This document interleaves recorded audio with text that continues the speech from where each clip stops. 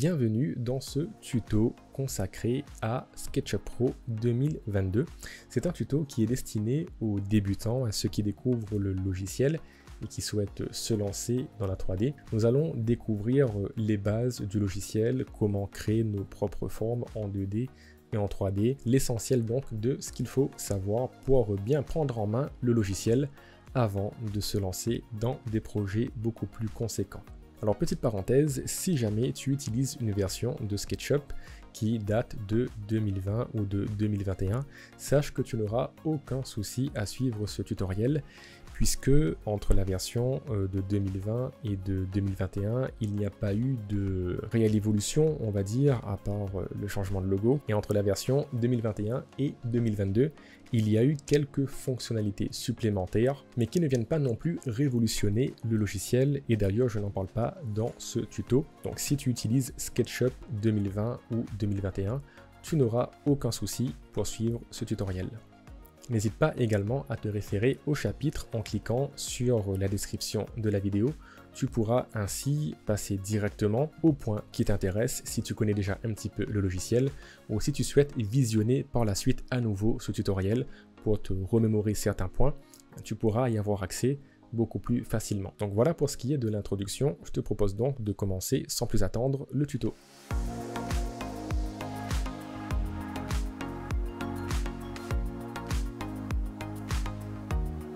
Allez, on est parti. Lorsque l'on ouvre SketchUp, on arrive sur cet écran d'accueil où SketchUp nous demande de choisir un nouveau modèle. Un modèle, qu'est-ce que c'est? C'est tout simplement un fichier préconfiguré avec une certaine unité de mesure, avec un arrière-plan, avec des objets également qui peuvent être déjà intégrés à la scène.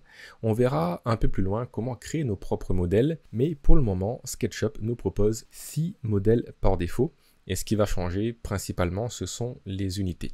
Si je clique sur autre modèle type, tu vois que j'ai accès à d'autres fichiers préconfigurés pour de l'impression 3D par exemple, ou pour de l'urbanisme. Mais nous, on va se contenter là de sélectionner architecture centimètres. Et on a la possibilité de cliquer sur ce petit cœur afin de définir le modèle type par défaut.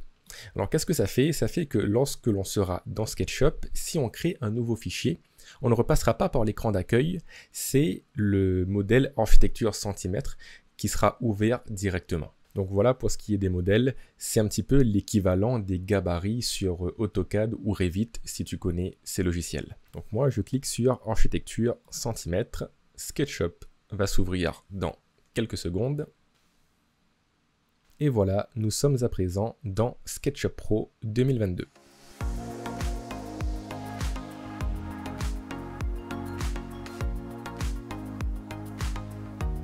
Alors dans un premier temps, on va réorganiser un petit peu nos différents outils et notre interface. Pour cela, je fais un clic droit sur cette barre en haut et je viens cliquer sur barre d'outils. Là, j'ai la possibilité de rajouter des icônes, des fonctionnalités à SketchUp ou d'en retirer. Donc moi, ce que je vais faire, c'est que je vais tout décocher. Donc là, c'est pas compliqué puisqu'il n'y a qu'un seul qui est coché. C'est normalement le cas chez toi également. Donc là, je n'ai plus rien et je vais sélectionner un grand jeu d'outils. Donc là, tu vois qu'il y a des icônes qui apparaissent sur la gauche. Et je viens sélectionner également Vue.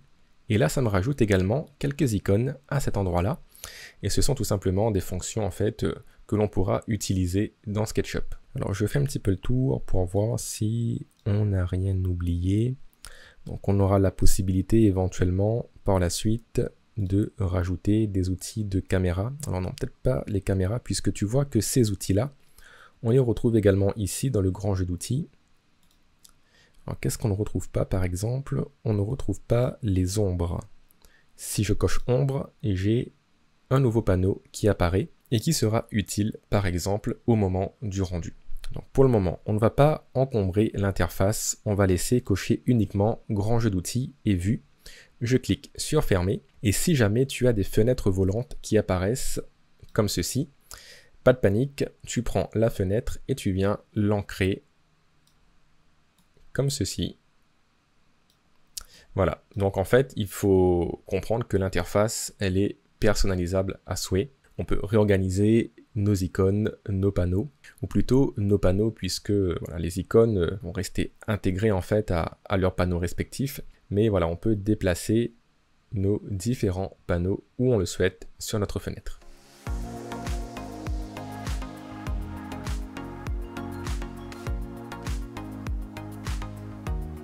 Alors la partie principale de notre interface SketchUp, c'est la vue 3D.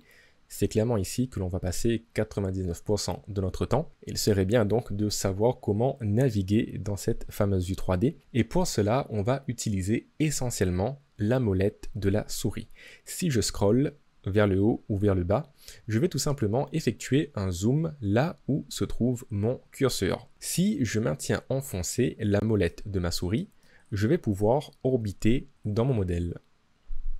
Donc je pense que tu as compris l'idée, hein. C'est comme si que la caméra, elle restait à sa position et elle faisait tout simplement des rotations autour de son axe. Alors maintenant, si on maintient enfoncé la touche majuscule et également le bouton central de la souris, donc la molette, cette fois-ci, la caméra, elle va garder son orientation et elle va se déplacer de gauche à droite et de haut en bas. Donc voilà essentiellement ce qu'il y a à connaître pour se déplacer dans la vue 3D.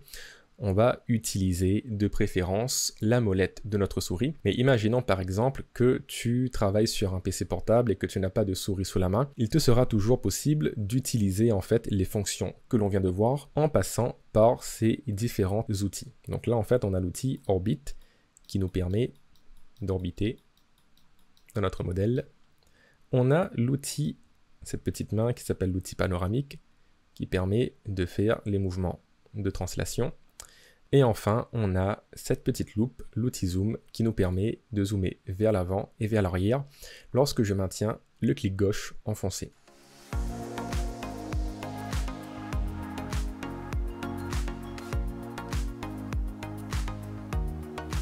Allez, maintenant, on va commencer à faire des choses intéressantes. On va utiliser les outils pour dessiner en 2 dimensions. Alors, avant, je vais me mettre en vue de dessus et je vais aller dans Caméra et sélectionner Projection parallèle. Alors, juste pour te montrer en fait la différence entre caméra projection parallèle et caméra perspective, je vais dessiner rapidement un petit cube. Voilà, donc là tu vois en fait que mon cube n'est pas déformé par la perspective. Dans d'autres logiciels, on va appeler ça la vue orthographique. Et si maintenant je passe en perspective, on a bien une déformation de la perspective qui sera plus ou moins accentuée en fonction de là où se situe la caméra.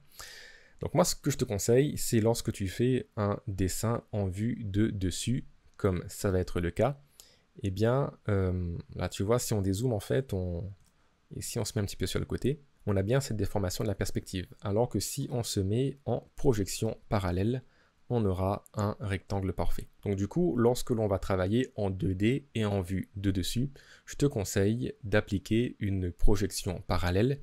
Et lorsque l'on commencera à placer nos différents objets 3D et à les modéliser, bien là effectivement, on pourra repasser en vue perspective afin d'avoir une meilleure idée du rendu final. Alors, je vais supprimer ceci, je me recentre un petit peu, et le petit trait que tu vois là, c'est le petit bonhomme qui est fourni par défaut dans notre modèle. D'ailleurs, je peux le sélectionner et le supprimer parce qu'il ne sert pas à grand chose. Je repasse en vue de dessus, et on peut passer maintenant aux outils de dessin en 2 dimensions qui se situent à ce niveau-là. On va commencer avec l'outil crayon qui nous permet tout simplement de tracer des lignes.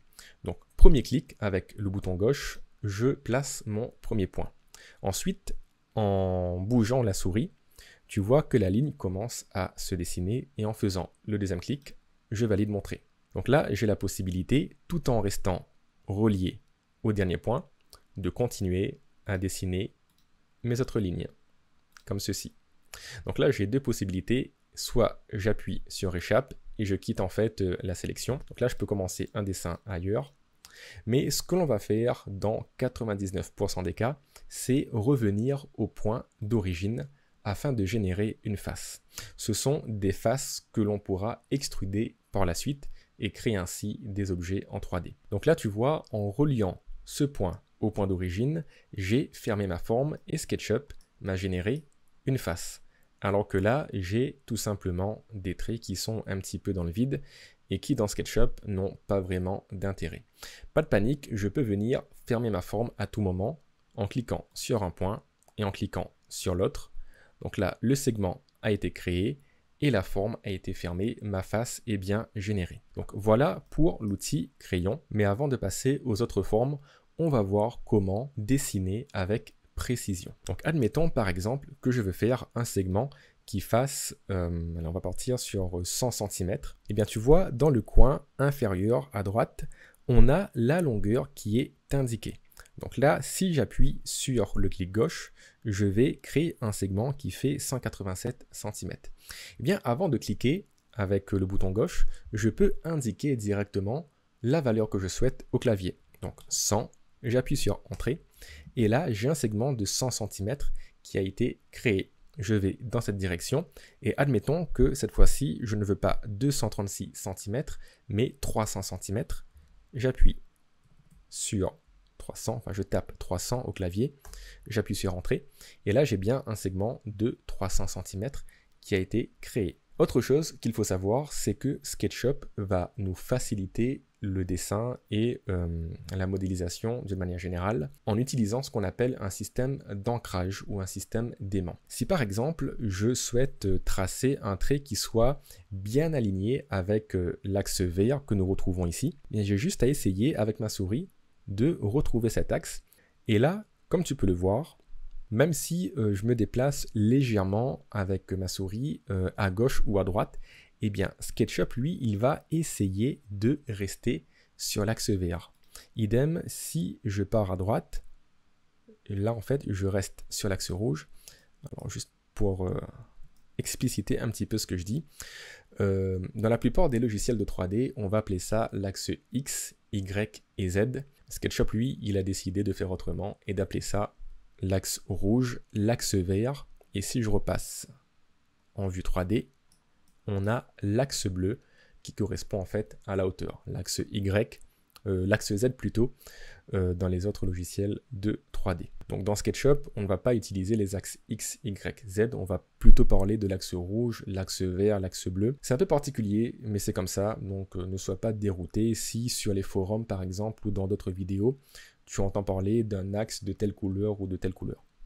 Donc, je repasse en vue de dessus, et donc on a l'axe vert qui est ici, l'axe rouge qui est là, et comme j'étais en train de te le montrer, SketchUp nous facilite la vie en essayant, en tout cas voilà, si on s'applique un minimum, de rester sur les différents axes. Alors, je repasse en utilisant la molette de ma souris en perspective, et je peux très bien m'aligner également sur l'axe bleu, comme tu peux le voir. Donc ça, c'est la première chose à savoir. SketchUp va essayer de s'ancrer, de s'aimanter sur les trois axes. Mais il va également tenter de s'ancrer sur des points qui existent déjà. Imaginons par exemple que je souhaite descendre ici sur l'axe vert et je souhaite m'arrêter en fait à ce niveau-là dans l'alignement de ce point-là. Eh bien, comment faire? Je descends d'abord sur l'axe vert et ensuite, avant de cliquer, je bascule sur ce point-là et là, je me dirige vers la droite en essayant de rester sur l'axe rouge. Alors, j'espère que ça se verra à la vidéo, malgré la compression, mais en y regardant bien, tu devrais voir apparaître là des petits pointillés rouges qui t'indiquent en fait que SketchUp est en train de t'ancrer sur l'axe rouge et qu'il essaye de rejoindre un autre point. Et effectivement, si je continue sur la droite, voilà, là, alors je pense pas que ça se verra à la vidéo puisque mon fond est gris, mais là j'ai une droite qui part vers le bas et qui est en pointillé vert, et cette fameuse droite qui part vers la droite et qui est en pointillé rouge. J'essaierai au montage de te faire un petit screen afin que tu comprennes bien ce que je veux dire. Et là, si je clique, j'ai effectivement... alors, c'est pas exactement ce que je voulais faire. Moi, je voulais un alignement avec ce point-là et ce point-là. Donc, je vais recommencer l'opération. Je me mets ici et je descends. Je me mets ici et je reviens là. Voilà. Et là, on a bien un petit point qui apparaît. Et si je clique, j'ai bien mon trait qui est aligné sur l'axe vert. Et si à partir de ce point, je vais ici, je vois que mon trait est aligné également avec l'axe rouge. Alors n'hésite surtout pas à faire quelques manipulations, tu verras que c'est assez intuitif. Là je prends le temps d'expliquer, mais lorsque tu feras tes propres tests, tu verras en fait que ça va venir tout seul et que ce n'est vraiment pas compliqué. Alors du coup, ce que je te propose là, maintenant que tu as découvert l'outil ligne, notre premier outil, c'est de réaliser un petit escalier par exemple. Alors pour cela, on va cliquer sur cette petite flèche afin de pouvoir faire un cadre de sélection. Donc, je me mets en haut à gauche, je laisse le bouton gauche enfoncé, je viens récupérer tous mes éléments, et lorsque tout est sélectionné, ils apparaissent en bleu, j'appuie sur la touche supprimer de mon clavier afin de les effacer. Alors on revient sur l'outil ligne et on va réaliser un petit escalier. Donc on va monter sur une hauteur de 20 cm. Ensuite on va partir sur la droite, on va taper 40 cm, on remonte à 20, on repart ici à 40 et on le fait une dernière fois, 20 et 40. Et pour finir, ce que je te propose, c'est de relier ces deux points, donc ce point-là et ce point-là, à ce niveau-là en faisant un angle droit. Donc je descends ici, donc là tu vois que je suis bien sur l'axe vert. Je vais récupérer ce point-là, donc sans cliquer, je pars à droite. Là j'ai un point qui apparaît, qui me dit en fait que SketchUp a bien pris en compte l'intersection des deux droites. Je clique et je viens fermer ma forme. Voilà, donc si tu réussis cet exercice, sache que tu as fait 95% du travail. C'est comme ceci que l'on va dessiner quasiment tous nos objets, c'est-à-dire en définissant des longueurs et en essayant de sémenter sur des points ou sur des axes. Allez, on reprend l'outil sélectionner, on supprime tout ça et on passe à l'outil suivant, c'est l'outil dessin à main levée. C'est un outil qu'on n'utilise presque pas, mais bon, je te montre quand même qu'il existe. Ça permet tout simplement de tracer des formes à main levée. Voilà. Donc là, tu vois qu'il y a des petits segments en fait qui se sont créés de part et d'autre. Pour les effacer, je sélectionne l'outil gomme et je viens tout simplement les gommer avec le clic gauche. Voilà. Donc là, ça me fait une belle tache de peinture que je vais effacer comme précédemment. Ensuite, l'autre outil, c'est l'outil rectangle. L'outil rectangle qui est très simple d'utilisation. Premier clic, je définis l'origine de mon rectangle. Et deuxième clic, je viens définir l'extrémité de la diagonale. Maintenant, si je veux un rectangle qui fasse 50 cm par 50 cm, eh bien, je fais mon premier clic, je déplace ma souris dans la direction que je souhaite. Et là, comme ce fut le cas pour l'outil ligne, en bas à droite, j'ai les mesures de mon rectangle. Donc là, en l'occurrence, 118 par 109 cm. Eh bien, je peux très bien renseigner mes dimensions au clavier en les séparant par un point virgule. Donc j'avais dit 50 par 50. Donc je tape 50, point virgule, 50, entrée. Et là, j'ai mon rectangle de 50 par 50 qui a été créé. Alors, je viens supprimer tout ça également. Et on va passer maintenant à l'outil cercle qui se trouve ici. Donc là, premier point, on vient définir l'origine, le centre de notre cercle. Et ensuite, en bougeant la souris, on vient définir son rayon. Et ensuite, on valide avec le clic gauche, tout simplement. Et là, je pense que tu as deviné le principe. En indiquant directement une valeur au clavier, on vient définir le rayon du cercle. Donc si je veux un cercle de rayon 70 cm, je tape 70, entrée, et j'ai bien un cercle avec un rayon de 70 cm. Allez, je viens supprimer tout ça et on va maintenant passer aux outils pour dessiner des arcs. Alors il y en a 3 en tout. On a l'outil arc à 2 points et l'outil arc à 3 points. En fonction des situations, on va privilégier un outil plutôt que l'autre. Je ne vais pas tous les passer en revue puisque, comme les autres outils, ça reste assez intuitif. On va juste faire la démonstration de l'outil arc à 2 points. Donc pour cela, je prends l'outil ligne, je vais tracer un premier segment, un deuxième, j'appuie sur échappe, je viens sélectionner l'outil arc par 2 points. Et là, je viens sélectionner mon premier point, mon deuxième point, Et en bougeant avec ma souris, je peux définir la courbure de l'arc. Lorsque ça me convient, j'appuie sur le bouton gauche et j'ai mon arc qui est créé. Donc l'arc et l'arc par 3 points, c'est relativement la même utilisation, sauf qu'on aura une manière différente de créer notre arc. Donc si j'appuie sur CTRL Z et que j'essaye de tracer le même arc avec l'outil arc par 3 points, je sélectionne mon premier point, mon deuxième point, et là on peut voir en fait que le troisième point, va nous permettre de définir non pas la courbure, mais plutôt l'angle de notre arc, quitte à sortir en fait des limites si besoin. Donc on peut faire quelque chose comme ceci, par exemple, et ensuite libre à nous de venir effacer le surplus avec l'outil gomme. Voilà, donc ça, ce sont les principaux outils que l'on va utiliser couramment dans SketchUp. Il y en a d'autres comme l'outil polygone ou comme l'outil rectangle orienté, mais ce sont des outils que je n'ai quasiment jamais utilisés dans mes projets. Donc tu peux les tester chez toi. En sélectionnant l'outil, tu auras d'ailleurs un petit didacticiel sur la droite dans le panneau instructeur qui te donnera des informations sur à quoi ça sert et comment l'utiliser. Peut-être que tu en auras l'utilité dans certains de tes projets, mais comme je te l'ai dit, moi pour ma part, je ne les ai jamais utilisés. Alors, ce qu'il faut savoir, c'est que ces formes, on peut les combiner.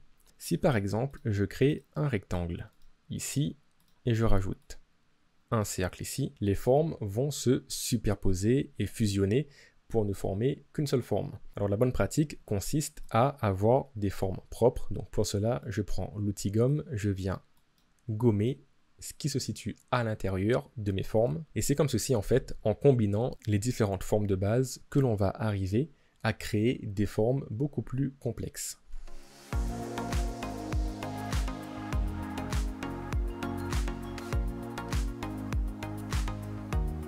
Ça y est, le moment est venu de donner du volume à nos différentes formes.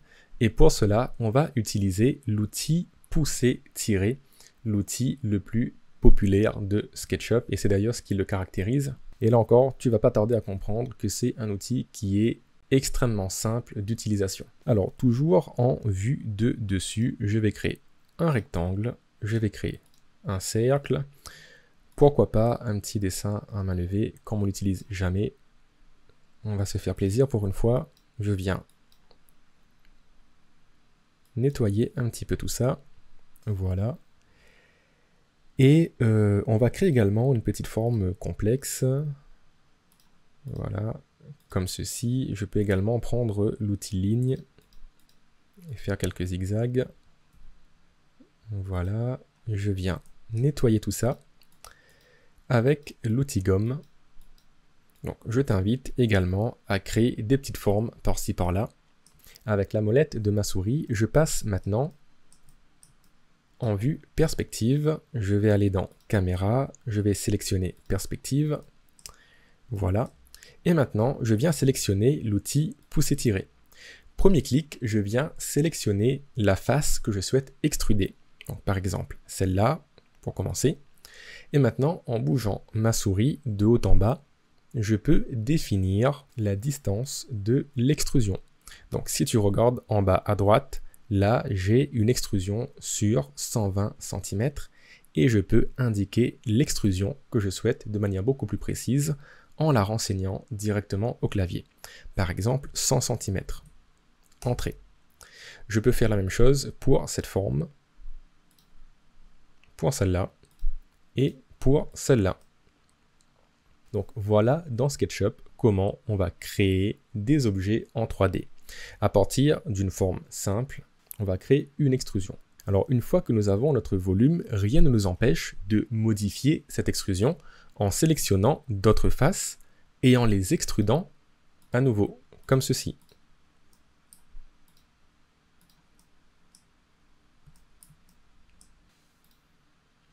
Alors après, les faces qui sont un peu courbes ou qui ont une certaine orientation, SketchUp aura du mal à les extruder. C'est le cas par exemple de cette face que l'on ne pourra pas extruder. Voilà, impossible de pousser-tirer des surfaces courbes ou lissées.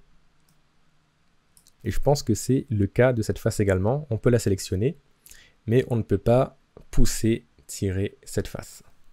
Donc fais attention quand même en fonction de la forme finale que tu souhaites avoir. Il faudra penser à la conception de base de ton objet afin d'éviter justement de te retrouver avec ce genre de piège.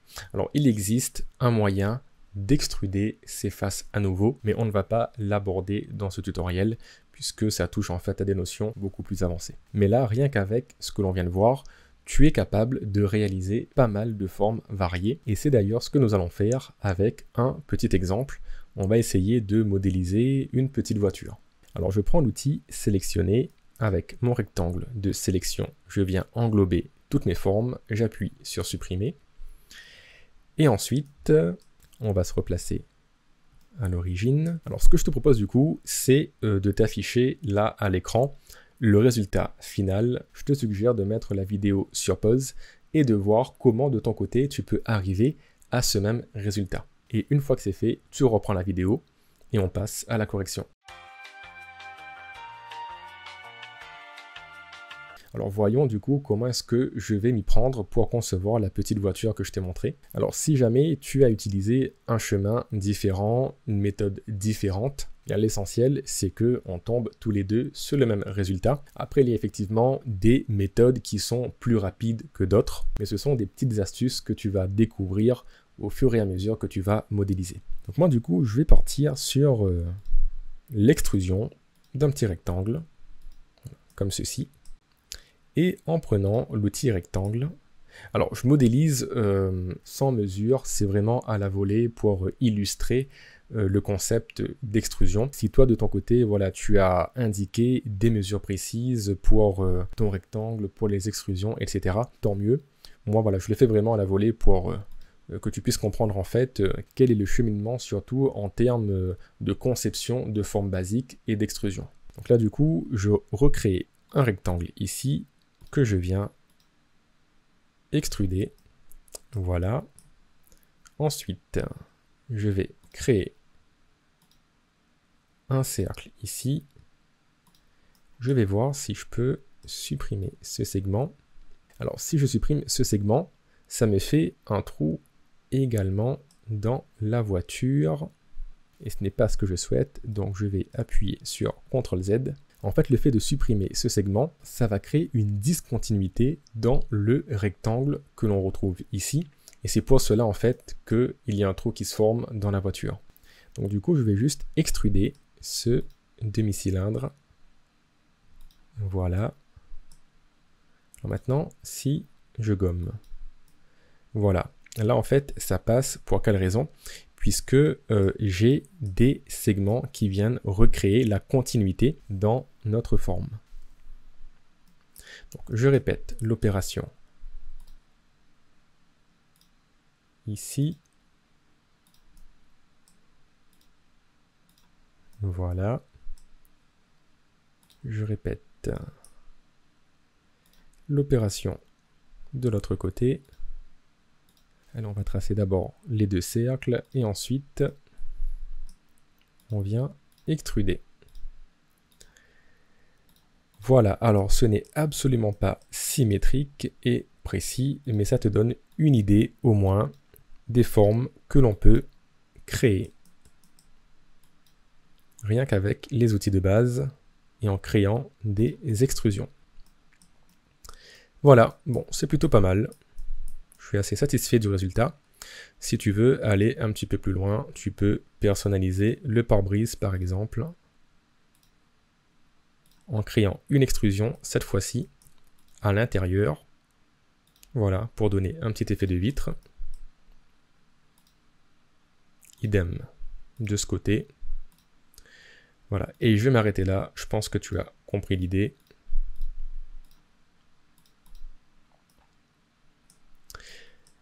Voilà, donc le but là, c'était vraiment de manipuler un petit peu les différents outils de dessin 2D et voir comment est-ce qu'on peut les utiliser afin de créer un objet 3D.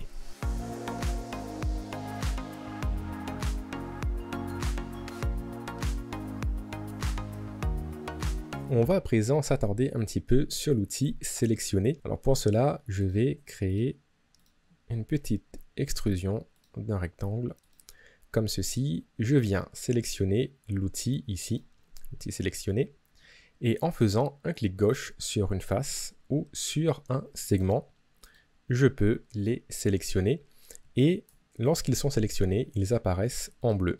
Donc là j'ai une face, là j'ai un segment. Et dans SketchUp, ce sont les deux principaux éléments basiques que l'on pourra sélectionner. On ne peut pas sélectionner par exemple un point, comme c'est le cas pour les logiciels tels que Blender ou 3ds Max. Donc là jusqu'à présent, je ne faisais qu'un simple clic afin de sélectionner un élément. Si maintenant je me mets sur une face et que je fais un double clic, je sélectionne la face et également toutes les arêtes qui lui sont attachées.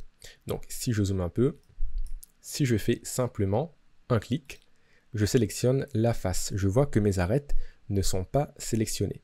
Mais si maintenant je fais un double clic sur la face, 1, 2, j'ai la face qui est sélectionnée, mais également toutes les arêtes qui sont autour. Donc je sélectionne que la face, je supprime, c'est la face qui est supprimée uniquement, les arêtes restent là.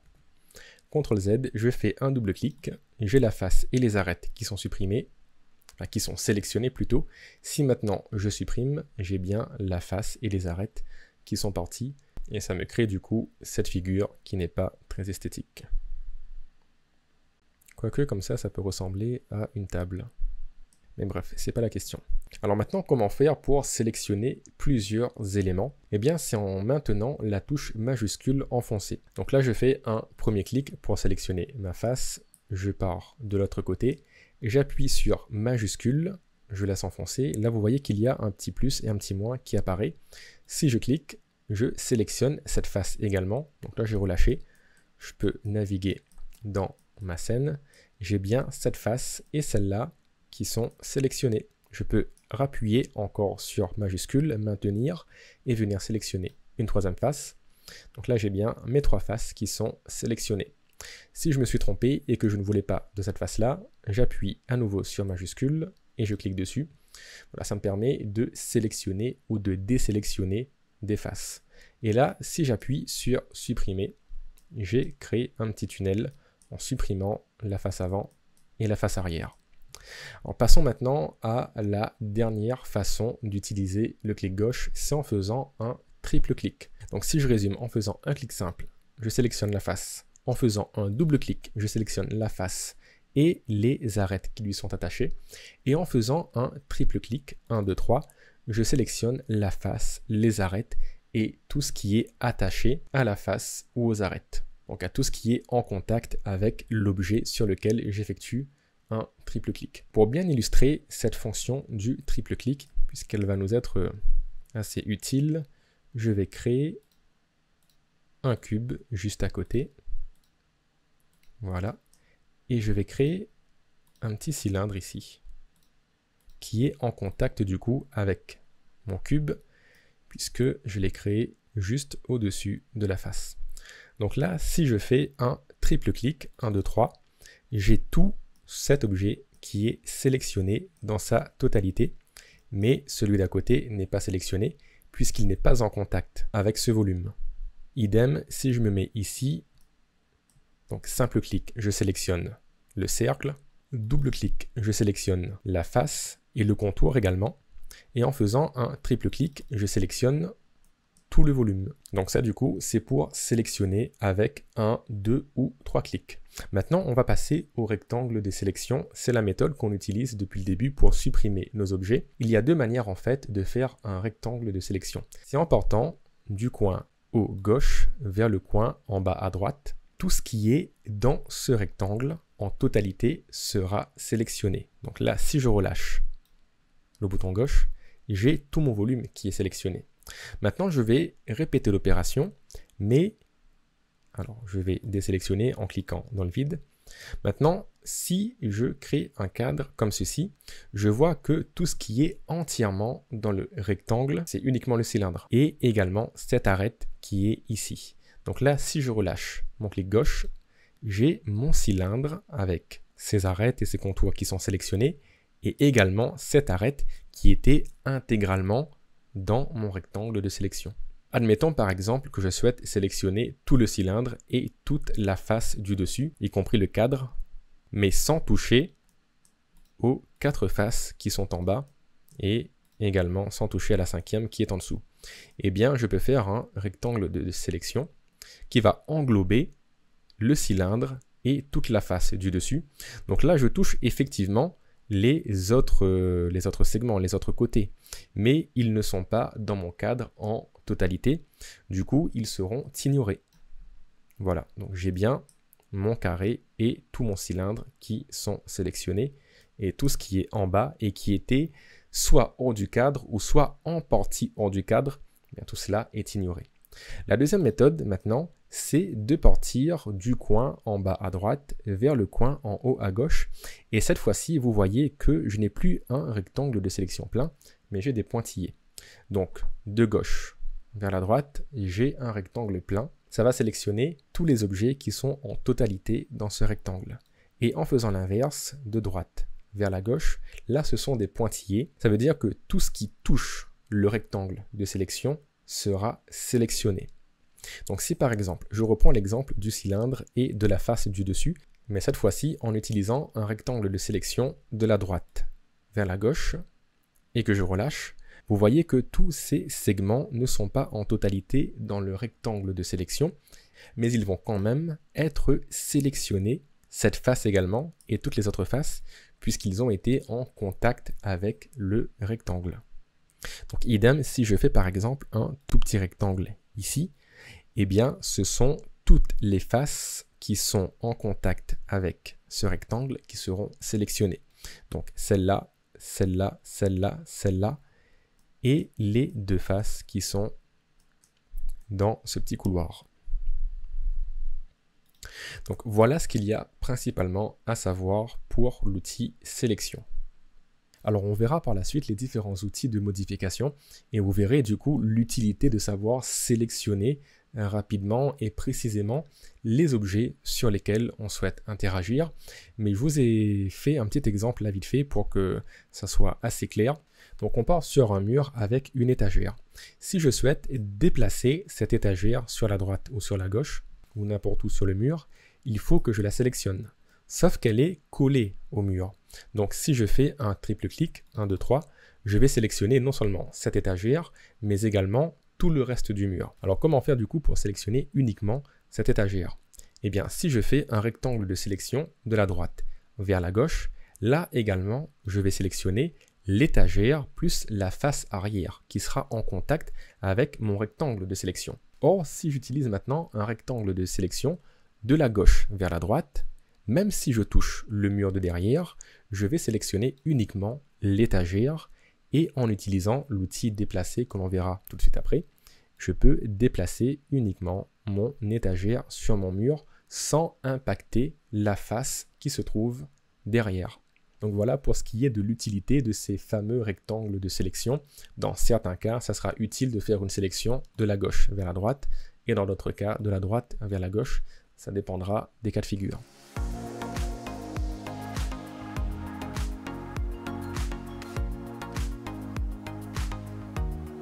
On va à présent aborder les différents outils de modification. Alors on a déjà parlé de l'outil pousser-tirer et on va maintenant passer en revue les autres outils. Alors pour cela, je vais créer un cube et un cylindre.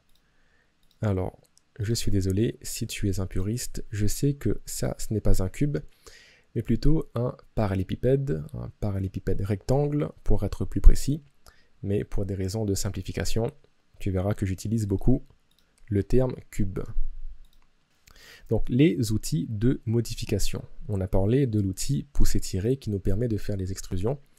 Je vais juste rapidement revenir dessus afin de confirmer quelque chose que tu as sans doute déjà compris. C'est que lorsque l'on a déjà fait notre extrusion, rien ne nous empêche de venir dessiner sur les différentes formes, comme bon nous semble, afin de les extruder à nouveau, comme ceci. Et on peut également réaliser des extrusions à l'intérieur de la forme afin de la creuser. Voilà. Alors j'appuie sur CTRL Z afin d'effacer tout ce que j'ai fait. Et on peut passer à la suite. Alors l'outil déplacer que nous allons voir dans un premier temps va nous permettre de déplacer soit des faces, soit des segments, ou soit des objets, des volumes. Donc si par exemple je sélectionne cette face et que je prends l'outil déplacer, premier clic, je viens définir le point d'origine du déplacement. Donc, par exemple, ce point-là. Maintenant, en bougeant ma souris, je peux déplacer toute la face là où je viens positionner mon curseur. Et là encore, comme c'est le cas pour les autres outils, je peux venir m'ancrer sur les différents axes. Si je veux valider, j'appuie sur le bouton gauche et là, j'ai mon déplacement qui a été effectué. J'appuie sur CTRL Z pour revenir en arrière. Donc idem, si maintenant je fais un triple clic, 1, 2, 3, et que je déplace tout ce volume, voilà, je peux le mettre là où je le souhaite. Donc tu noteras également qu'il n'est pas nécessaire de cliquer forcément sur l'objet. Une fois que l'on a sélectionné ce que l'on souhaite déplacer, on peut définir le point de déplacement n'importe où dans notre scène. Si par exemple je souhaite le déplacer à partir de ce point-là jusqu'à ce point-là, voilà, donc en fait il a fait un mouvement de translation, un déplacement de translation, en gardant en fait la distance entre ce point-là et ce point-là. Ça pourrait être utile si on souhaite placer des objets par rapport à d'autres, par exemple. Alors passons maintenant à l'outil suivant, c'est l'outil faire pivoter. Donc j'ai déjà mon cube qui est sélectionné, je prends l'outil faire pivoter, et là pareil je viens sélectionner le point de base qui sera en fait l'axe de rotation.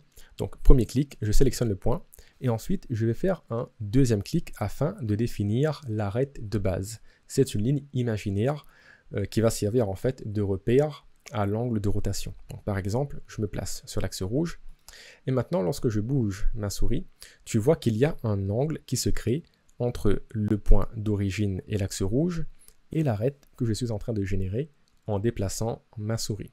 Donc si je veux par exemple faire pivoter le cube de 90 degrés, je tape 90 au clavier, entrée, et là mon cube a bien été pivoté de 90 degrés dans ce sens à partir de cet axe. Donc je peux aussi sélectionner un point sur la face, donc, comme ceci, et le déplacer comme bon me semble. Voilà. Le pivot du coup se fera par rapport à ce point-là en suivant l'arête que j'ai créée et l'arête qui est formée lorsque je déplace ma souris. Donc là encore, n'hésite pas à t'entraîner de ton côté, tu verras que ça va vite devenir très intuitif. Alors maintenant, on va passer à l'outil échelle. Bon, je le sélectionne et là, j'ai plusieurs points d'ancrage qui apparaissent sur mon volume et en déplaçant ces points, ces petits repères, je peux réajuster l'échelle de mon objet. Donc là, rien de bien compliqué, c'est assez intuitif également. Et on va passer maintenant à l'outil décalage. Alors pour cela, je vais simplement sélectionner une face. Je vais sélectionner l'outil décalage. Et là, en sélectionnant une arête et en déplaçant ma souris, je viens créer en fait un deuxième rectangle en indiquant la distance par rapport au rectangle d'origine. Donc ça me permet par exemple de créer une rainure si je le souhaite. On va le déplacer, aller de 5 cm. Voilà. Alors ce que je vais faire avant l'extrusion, c'est recliquer sur cette face, décaler à nouveau de 5 cm. Voilà, et maintenant avec l'outil extruder, je peux créer une petite rainure dans mon volume. Voilà, donc l'outil décalage va nous éviter de créer un premier rectangle, puis un deuxième. C'est un gain de temps quand on veut réaliser ce type d'opération. Et il y a un sixième outil de modification, c'est l'outil Suivez-moi. Alors c'est un outil qui est assez complexe. J'ai fait une vidéo dédiée à cet outil sur ma chaîne, donc je mettrai le lien dans la description. N'hésite pas à le consulter. Il faut juste savoir que c'est un outil qui est assez avancé, on va dire. Pas forcément compliqué, mais peut-être rebutant pour les débutants. Du coup, si tu souhaites en savoir plus, n'hésite pas à consulter la vidéo dans la description. C'est un outil en fait qui va nous permettre de créer des extrusions en suivant un chemin et c'est un petit peu plus poussé que l'outil extruder. Donc voilà pour ce qui est des outils de modification.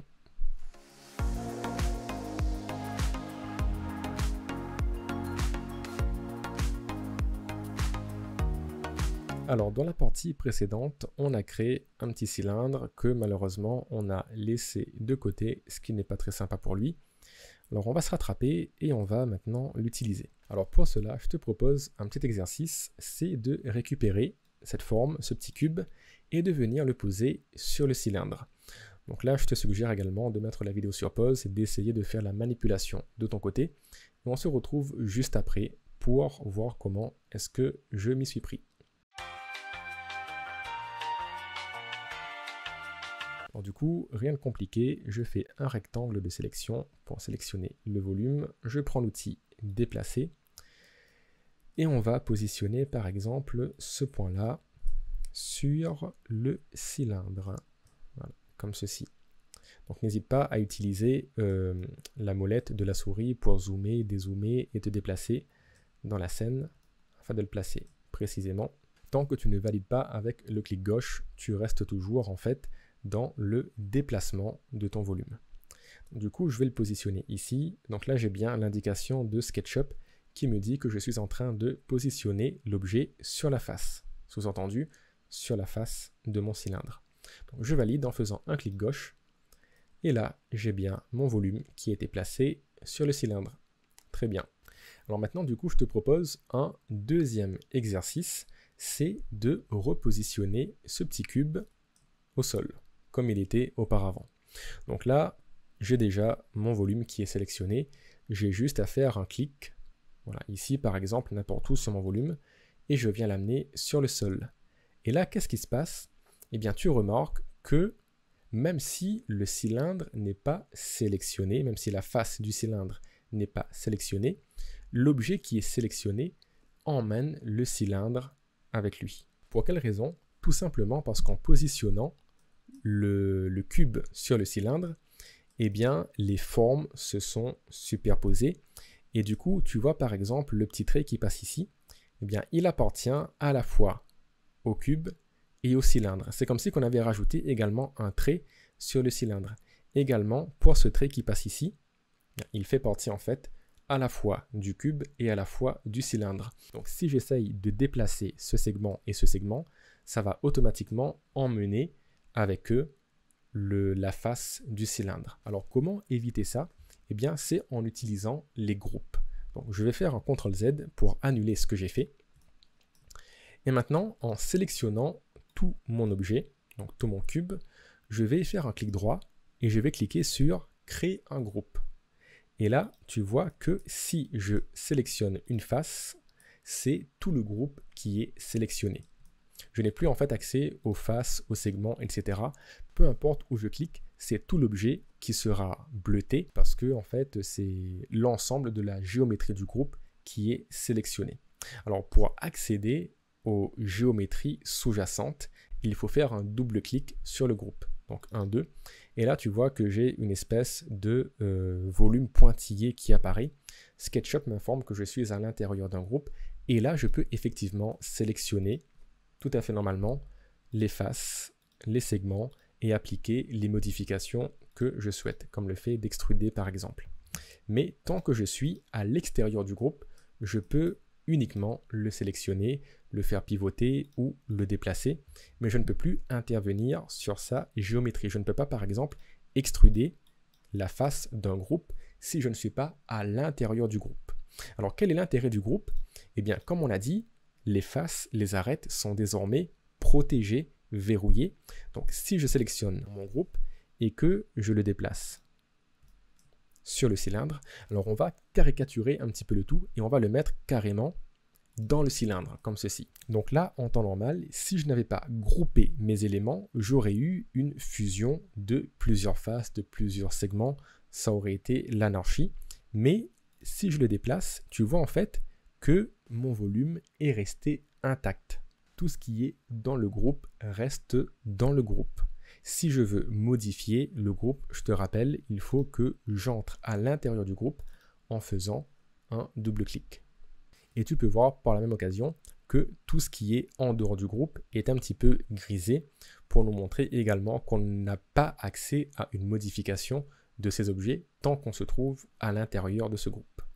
Alors le groupe, c'est une notion très importante de SketchUp, c'est ce qui va t'éviter de commettre pas mal d'erreurs de modélisation et de fusionner en fait des faces qui n'ont pas à l'être. Si par exemple, voilà, je reviens sur l'exemple de mon mur, voilà, comme ceci. Voilà, donc là j'ai créé un mur. Je me dis tiens, je vais rajouter, pourquoi pas, une petite commode. Donc je modélise ma commode, voilà. Dessus, je rajoute, allez, pourquoi pas, un petit vase, voilà, comme ceci. Alors maintenant, si je souhaite déplacer cette commode et le vase qui est dessus, eh bien, si je sélectionne la commode, eh bien déjà tu peux voir que si je me mets en dessous, on a bien le mur et le bas de la commode qui ont été fusionnés. Du coup maintenant, si je souhaite déplacer ma commode, bon là on peut, mais ça crée un petit segment qui n'a rien à faire là. De même, si j'essaye de le déplacer sur la droite, normalement, je ne pourrais pas, puisque SketchUp ne sait pas comment interpréter le déplacement de ce mur vers la droite, sachant en fait que c'est qu'une partie de ce mur qui est sélectionnée. Tu vois, ça peut créer pas mal de soucis comme ça, alors que si, dès le départ, on avait par exemple groupé le mur, 1, 2, 3, clic droit, créer un groupe, là, je peux rajouter tous les objets que je souhaite sur ce mur. Ça ne va pas fusionner avec le mur et ça ne va pas modifier sa géométrie. Je recommence l'opération, je crée ma commode ici, tac tac, voilà. Si je regarde en dessous, j'ai bien mon mur, si je le sélectionne, il est bleuté, qui est bien indépendant de ce volume, de cette commode. Donc pareil, je vais faire un triple clic, cette fois-ci sur la commode, 1, 2, 3, et tu vois que c'est uniquement ce volume qui est sélectionné. Même si je fais un triple clic et que les deux objets sont collés, eh bien SketchUp comprend que, attention, ça c'est un groupe, on n'y touche pas, on ne l'a pas sélectionné. Donc SketchUp sélectionne uniquement les faces qui sont en lien avec ce volume, mais qui sont en dehors des groupes.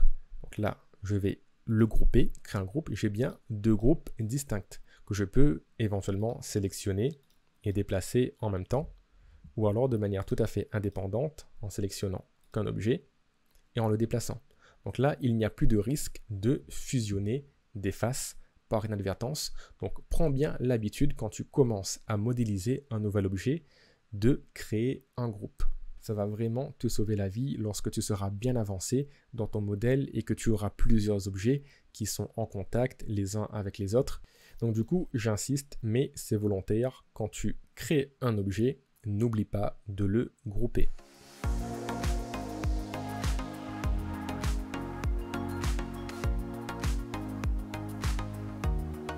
On va à présent parler d'un outil qui va nous permettre de modéliser et de dessiner avec précision également.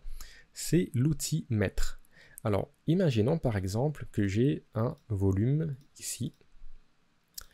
Voilà. Et je souhaite créer un deuxième volume à cet endroit-là. Je vais tracer un petit repère avec deux segments. Donc voilà.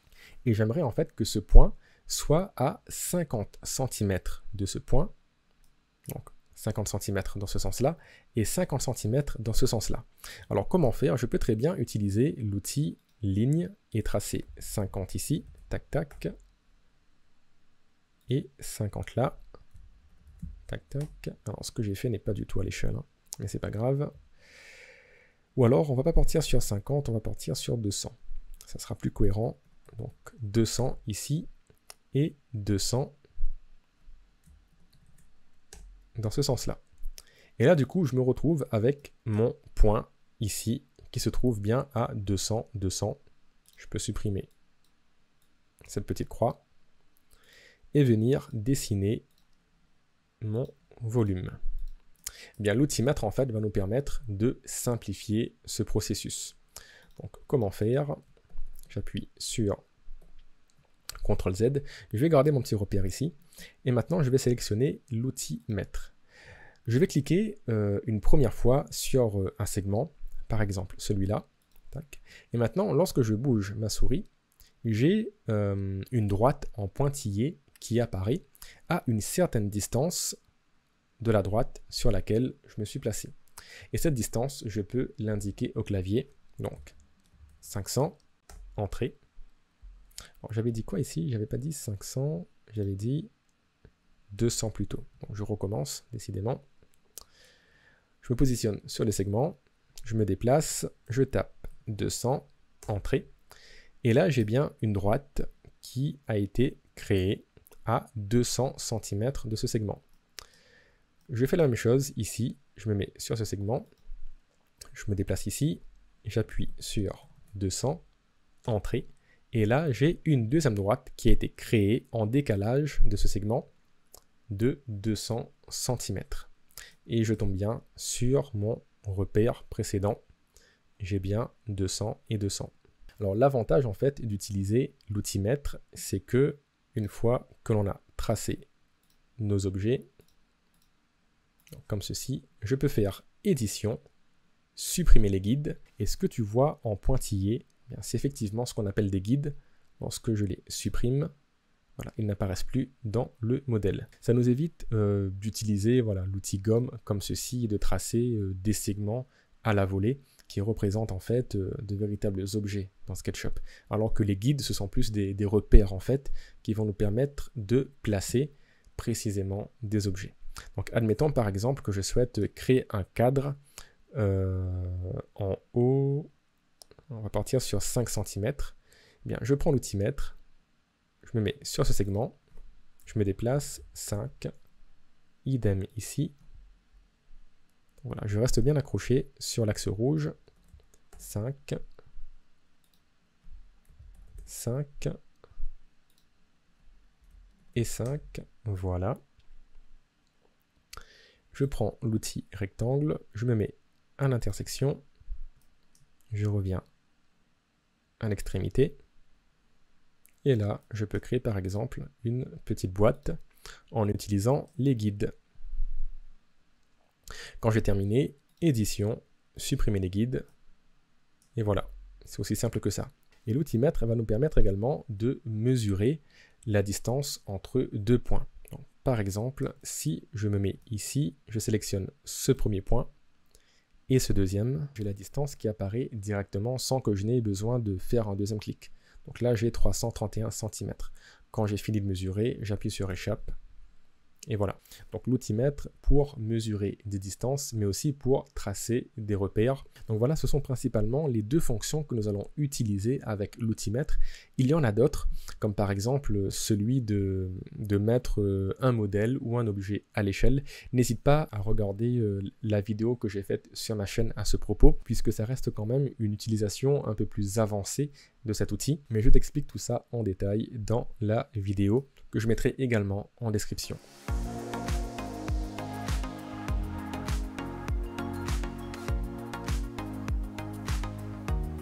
Alors avec tout ce que tu as appris jusqu'à présent, tu es déjà capable de réaliser pas mal d'objets plus ou moins complexes, et je te propose justement de faire un petit tour d'horizon de tout cela par la mise en pratique de ces connaissances, et on va réaliser ensemble quelques petits objets.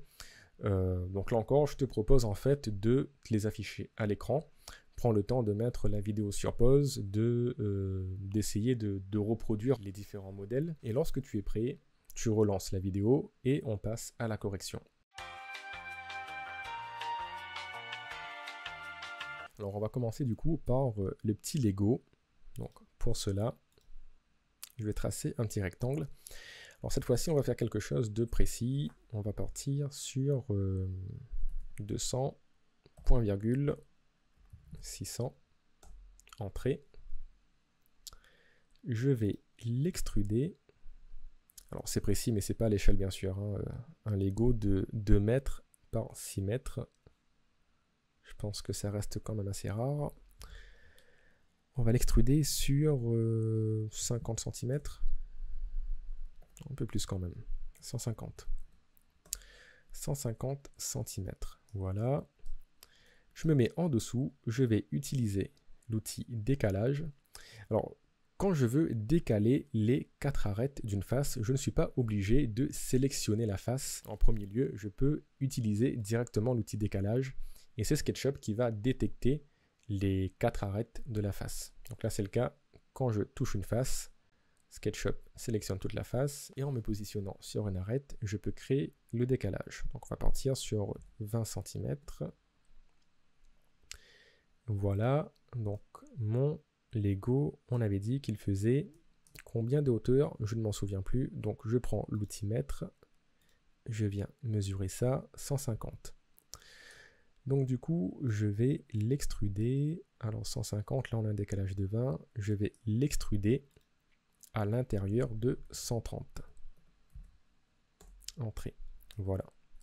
Comme ça, j'ai bien 20 cm de rebord partout. Ok. Donc là, on avait dit qu'on était à 200. Si je ne me trompe pas, c'est bien ça. Alors je vais tracer un premier repère ici à 50. Un deuxième repère ici à 50. Voilà. Et maintenant, je vais partir sur 200 et 200.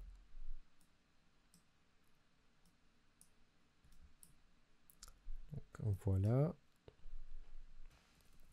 Mais on va plutôt partir sur quelque chose comme 150 ici, 150 ici et 150 ici. Ça me paraît plus cohérent de le découper de cette manière. Et maintenant, je viens placer mes petits cylindres. Alors, on va partir sur 20 cm. 20 cm. Et là, du coup, je vais te montrer une petite astuce, c'est comment dupliquer un objet. Donc pour cela, je vais sélectionner mon cercle et son contour en faisant un double clic. Je viens sélectionner l'outil déplacer, je me mets sur le centre et là, je l'amène ici. Sauf que avant de cliquer et de valider mon déplacement, je vais appuyer une fois sur la touche CTRL. Et là, au lieu de déplacer mon objet, il me crée une duplication que je peux venir positionner ici. Donc je recommence, j'ai cet objet qui est sélectionné, je viens indiquer le point de déplacement, je l'amène ici, j'appuie sur CTRL une fois, donc mon objet il reste là, j'ai une duplication qui a été créée et je l'amène ici. Et ça je peux le faire avec plusieurs objets sélectionnés à la fois. Donc là j'ai celui-là qui est sélectionné, je prends l'outil sélection, je maintiens enfoncé la touche majuscule, double clic, outil déplacer, je vais sélectionner par exemple le point sur cette ligne, j'appuie sur CTRL, et là je viens amener les deux objets sur cette ligne-là, et j'ai bien la duplication de ces deux cercles. Très bien, je désélectionne tout en cliquant dans le vide, édition, supprimer les guides, outil pousser tirer, et je viens extruder ceci sur 20 cm toujours, entrée. Et là, une autre astuce, plutôt que de sélectionner ici, de monter et d'appuyer encore sur 20, comme ceci, en faisant un double clic sur une autre face, ça va l'extruder automatiquement de 20 cm. 1, 2, 1, 2, double clic et double clic. Si j'avais fait une extrusion de 50 cm au début, en faisant un double clic ensuite, eh bien ça m'aurait fait une extrusion de 50 cm. En faisant un double clic, je répète l'extrusion précédente. Donc ça aussi, ça peut nous faire gagner du temps si on a pas mal de choses en fait à répliquer. Alors, mon Lego ne ressemble absolument à rien, mais au moins ça t'a permis, je l'espère, de découvrir quelques astuces de modélisation pour gagner un peu de temps. Allez, on passe maintenant à la fameuse table. Donc là, rien de bien compliqué. On crée un rectangle, comme ceci. Triple clic. On l'emmène en haut. Donc en restant sur l'axe bleu. Et là, on vient créer les 4 pattes. Donc je désélectionne tout ça, outil rectangle. Donc première patte, on va partir sur 40 par 40. Donc là c'est pareil, j'ai la possibilité, si je souhaite, de faire un double clic et de prendre ceci. Hop. Alors là, comme tu peux le voir, j'ai des géométries qui ont été fusionnées. Alors ce que je peux faire, c'est faire un triple clic sur le plateau, créer un groupe, et cette fois-ci, si je viens dessiner sur mon groupe 40 par 40, je viens sélectionner cela en faisant un double clic. Maintenant, quand je le déplace, je n'ai plus de risque de modifier la géométrie de ma table. Alors je recommence l'opération parce que j'ai été un petit peu vite. Je viens sélectionner mon rectangle, déplacer, je me mets sur ce point-là. Voilà. J'appuie sur CTRL afin de le dupliquer et je l'emmène ici. Voilà, bien dans le coin. Donc pour cela, je n'hésite pas à bien me placer et à zoomer. Je viens sélectionner en faisant majuscule, double-clic cet élément également. Le point de déplacement, ça sera celui-là. Je déplace tout en appuyant sur CTRL pour dupliquer. Voilà. Outil extrusion, cette face, je vais l'amener ici par exemple. Et maintenant, comme on a vu précédemment, double-clic pour avoir la même extrusion, double-clic et double-clic. Voilà comment créer une table. Alors juste pour l'exemple, je te montre une autre façon de modéliser cette table. Ensuite, libre à toi de voir en fonction des situations quelle technique tu vas utiliser. Donc là en fait, voilà, je crée juste voilà, un parallélépipède, parce que là pour le coup, ça ne ressemble pas du tout à un cube. Et ensuite, je peux créer tac tac les différentes pattes. Voilà, là je le fais vraiment à la volée, c'est juste pour te montrer en fait les solutions que l'on avait pour générer ce type de volume. Et là en fait, si je viens extruder que la face du milieu, tu vois que ma table se crée également. Donc dans certains cas, voilà, c'est ce genre de techniques qui pourront nous permettre de gagner un petit peu plus de temps. Alors maintenant, je te propose de passer à un projet un petit peu plus ambitieux, la création d'un mini skatepark. Ça nous permettra de varier un petit peu les différentes formes d'objets 3D. Alors, je vais commencer par créer un terrain assez grand et assez haut également pour pouvoir recevoir une piscine. Voilà. D'ailleurs, on va commencer par la piscine. Je vais la créer. Alors, je repasse en caméra, perspective. Je vais créer un cercle ici, par exemple. Je vais créer un autre cercle un peu plus loin. Voilà, comme ceci. Et ensuite, avec l'outil arc, on va partir sur un arc par 3 points. Premier point, deuxième point. Et on va essayer de faire quelque chose de tangent à ces 2 points. Bon, là, j'y vais un petit peu à tâtons.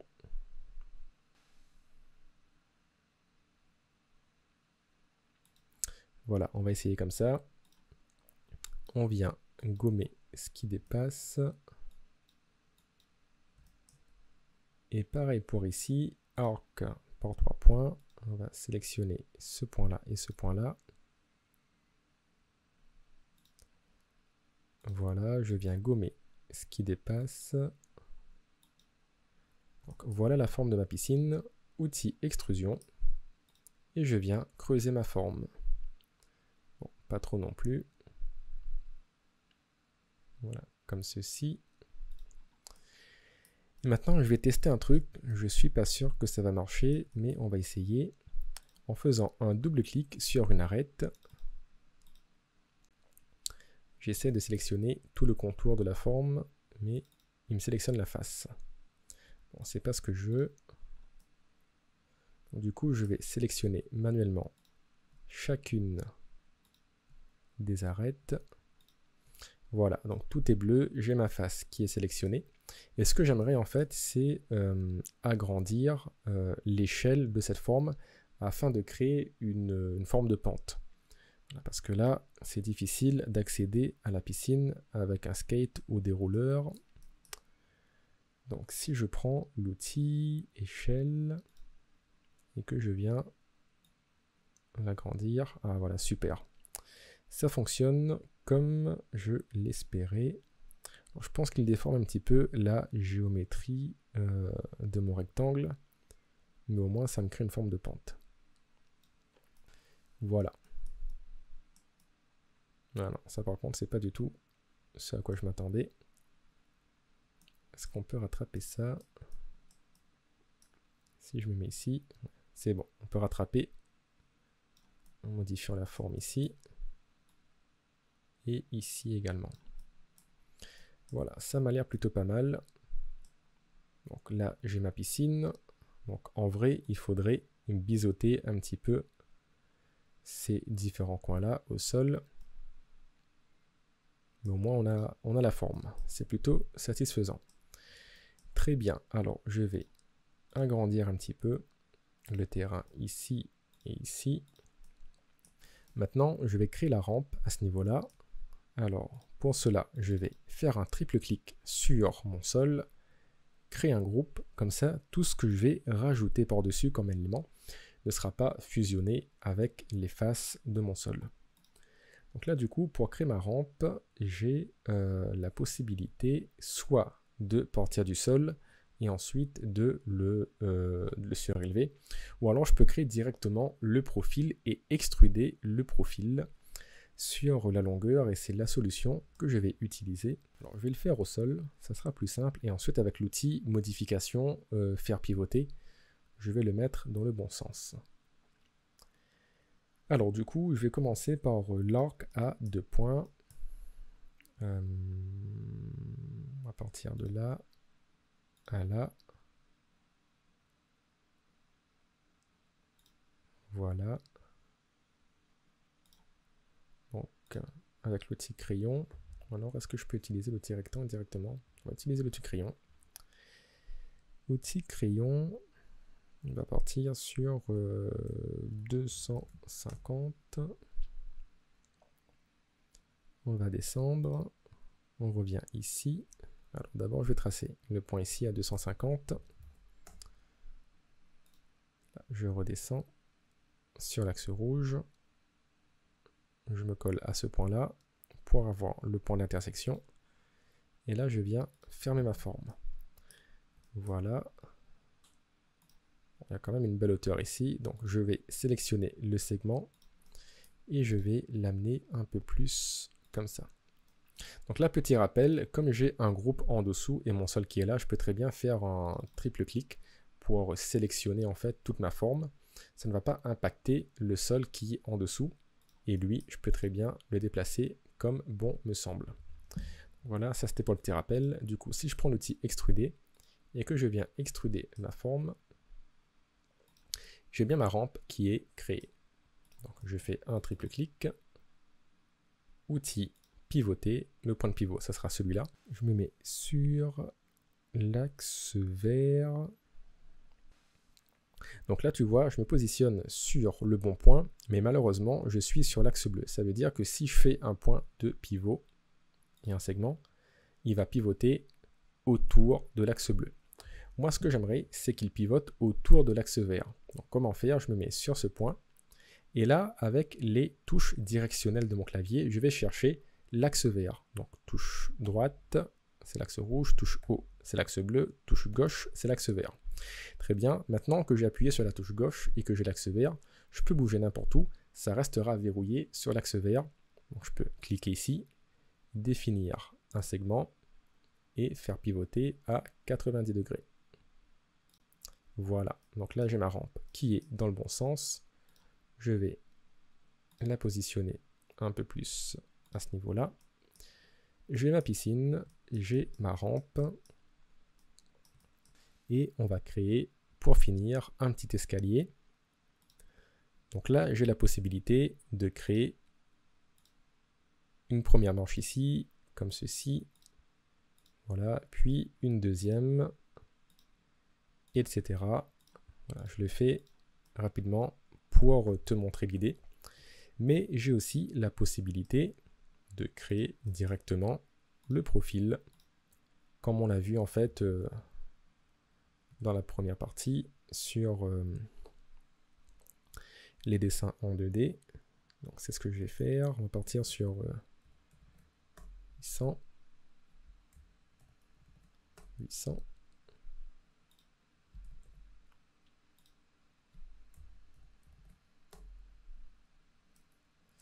Quoique 800, ça fait un petit peu grand. Ça, c'est l'inconvénient de ne pas dessiner les choses précisément à l'échelle. Du coup, je le fais à la volée. Pour avoir l'idée, je rejoins ce point-là.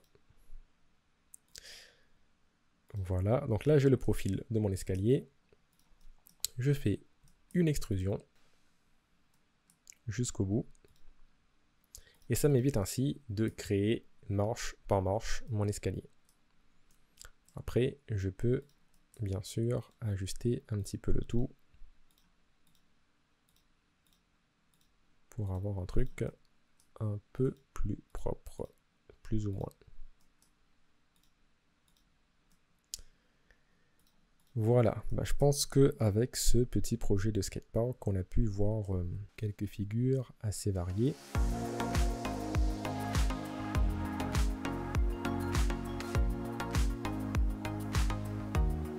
Ça y est, ce tutoriel touche à sa fin. J'espère qu'il t'a plu et qu'il te sera utile pour tes propres projets.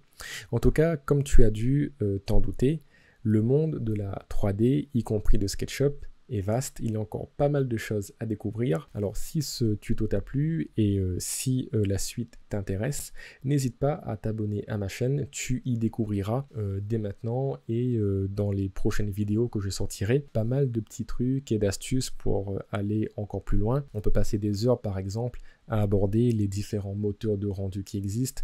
On peut parler aussi de modélisation organique qui nous permettent de faire quasiment tout ce que l'on souhaite en 3D. Enfin bref, quand on commence à faire de la 3D, c'est un champ de possibilités quasiment infini qui s'offre à nous. Et si c'est un domaine qui te passionne, n'hésite pas, comme je te l'ai dit, à t'abonner à ma chaîne, mais également à regarder les infos dans la description. Je te mettrai des liens vers d'autres chaînes qui traitent de la 3D également et qui pourraient être utiles dans ton apprentissage. Alors si jamais tu as des questions ou des suggestions de tutos, de projets que tu souhaiterais que je publie, n'hésite pas à me le suggérer en commentaire. Je prêterai évidemment une attention particulière s'il y a une thématique précise qui intéresse pas mal de monde. Alors sur ce, je n'ai plus qu'à te souhaiter une bonne continuation dans la 3D et j'espère te revoir très bientôt sur ma chaîne.